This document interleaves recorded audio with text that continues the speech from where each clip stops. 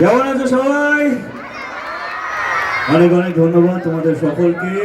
না আসতে তো হতোই এখানে, কারণ জিতের ডাকে এখানে আসা। এটা খুব সুন্দর করে একটা অনুষ্ঠান আয়োজন করেছে।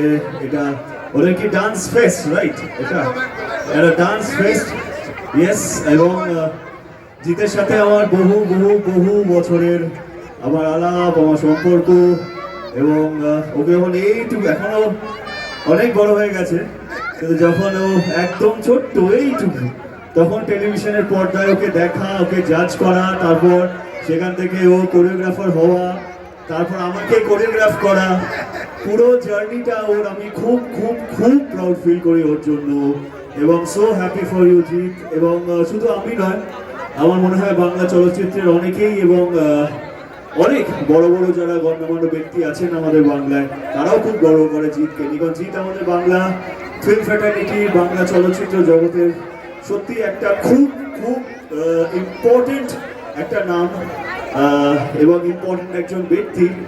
আমি খুব খুশি ওর এই পুরো জার্নি নিয়ে, ভীষণ ভীষণ ভালো লাগছে। জিতের এখানে এসে খুব ভালো লাগছে এবং সত্যি ভালো লাগছে।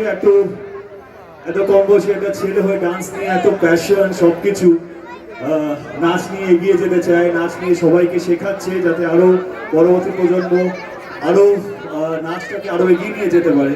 এবং সত্যি কথা বলতে এই বয়সী ছেলেরা সবসময় না একটু, মানে অনেক সময় দেখি স্বার্থপরের মতো হয় যে নিজে কখন এগোবো, নিজে আগে এগোবো, নিজে কিছু করি।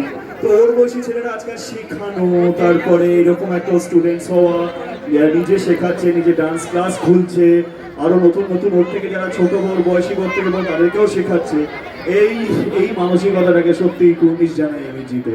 তাই জন্য এই জিত আজকে যখন ডাকলো, আমি অবশ্যই এলাম যে না, জিতের ফিল্ম ডান্স ফেস্টিভ্যালে তো আসতেই হবে।